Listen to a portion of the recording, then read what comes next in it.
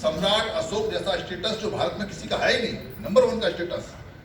अगर आप इसको पॉलिटिकली लेना चाहोगे तो इतना बड़ा शहंशाह, इतना बड़ा राजा, सम्राट कोई था ही नहीं। जब उसका स्टेटस खत्म हो सकता है, उसके लोग खत्म हो सकते हैं, उसके लोगों की ये हालत हो सकती है, उसके लोग दर दर की ठोकर खा सकते हैं, तो बाबा साहब ने आते तो स्थिति और भी ज्यादा खराब हो सकती थी। हो सकता है अच्छी भी हो, दोनों बातें हो सकती हैं, कोई ना कोई आ जाता या नहीं आता, पर अभी तो बाबा साहब हैं।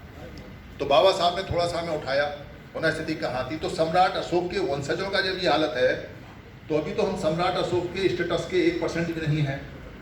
अभी तो हम किसी जिले के भी मालिक नहीं है, जो पूरा साम्राज्य की बात उनकी है। तो हमें खत्म होने में, खत्म करने में कितनी देर लगेगी? इधर महंगाई बढ़ानी है, उधर आमदनी कम करनी है। 30 साल के अंदर आपका घर बिक जाएगा। जैसे पाकिस्तान में 300 रुपये किलो आटा चल रहा है, वहाँ घर बेच के लोग आटा ले रहे हैं, आटा है भी नहीं वहाँ। तो 30 साल के अंदर जो आपने घर मकान बनाए हैं वो चले जाएंगे।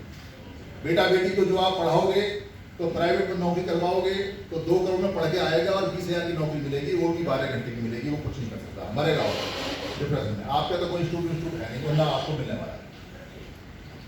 पर हमारे पास में जनसंख्या बल है और संविधान है। संविधान कहता है ले जाओ अपनी हिस्सेदारी, दिखाओ अपनी संख्या भारी दिखा दो और ले जाओ, जिसकी जितनी संख्या भारी उसकी उतनी हिस्सेदारी, ये संविधान बोलता है।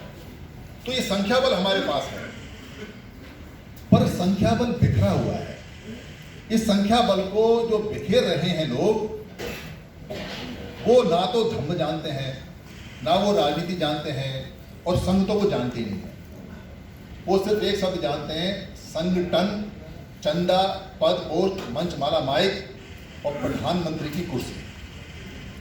सारे जितने भी लोग हैं, 29 लाख संगठन बना के बैठे हुए हैं, आपस में चाय भी नहीं पीते।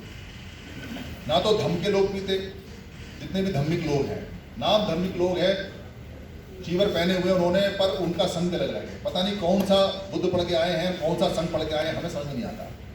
हम तो पूछते हैं तो नाराज हो जाते हैं। हम तो एक ही बात कहते हैं कि जब बुद्ध जैसे व्यक्ति ने संग तोड़ने के लिए अपने भाई को नहीं बख्शा, अपने भाई को दर दर की ठोकर खा के मरने के लिए छोड़ दिया और उसको संग में भी वापस नहीं लिया, तो तुम कौन से खेत की मूली हो भाई? तुम कौन सा धर्म पढ़ के आते हो और कौन सा त्रिपिटक पढ़ के आते हो? हम तो समझ में आता है।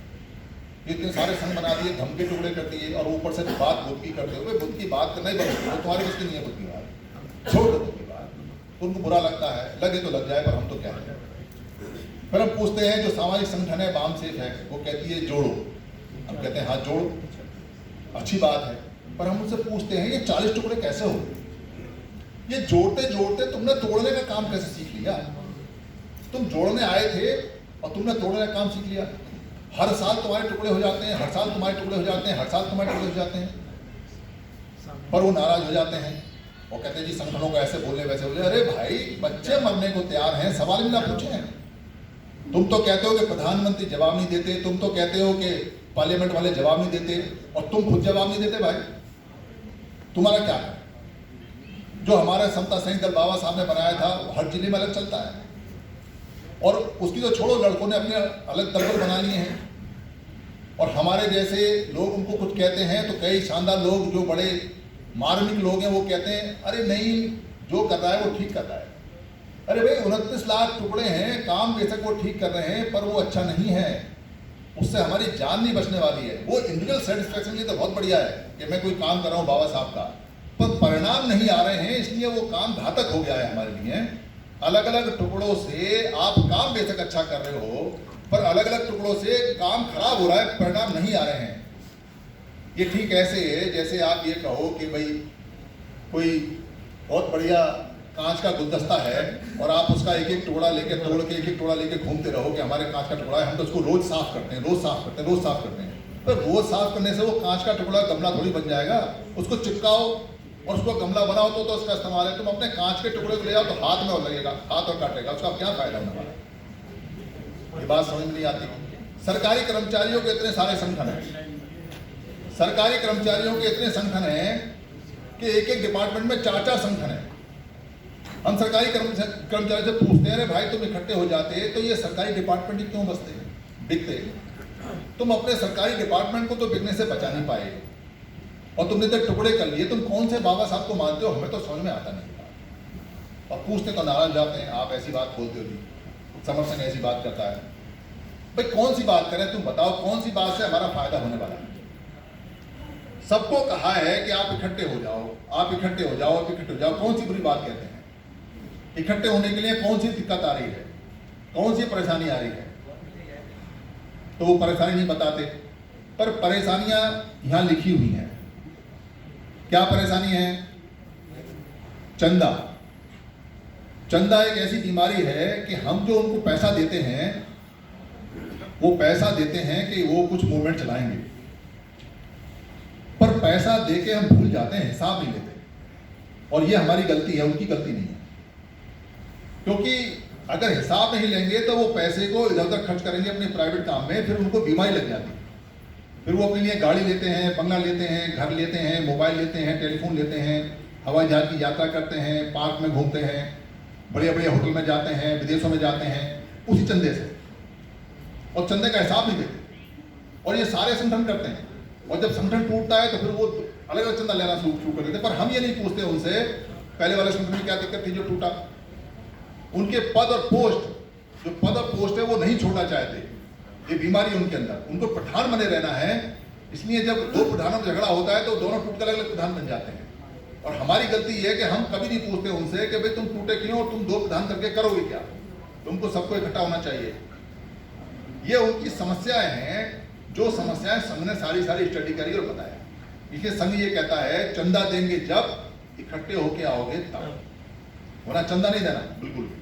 इकट्ठे होके आओ पहले, क्योंकि इकट्ठे होके नहीं आओगे तो हम मर जाएंगे। हमारी राजनीतिक पार्टियां हैं, किसी राजनीतिक पार्टी में जाते हैं तो सीधे सीधे समर संघियों पर हमला करके कहते हैं अरे बाबा साहब ने कहा है ताला चाबी ताला चाबी ताला चाबी। अब बाबा साहब की बात को कौन काटे? आप जरा बाबा साहब की बात को काट के देख लो, कहीं वो आपको काट देंगे।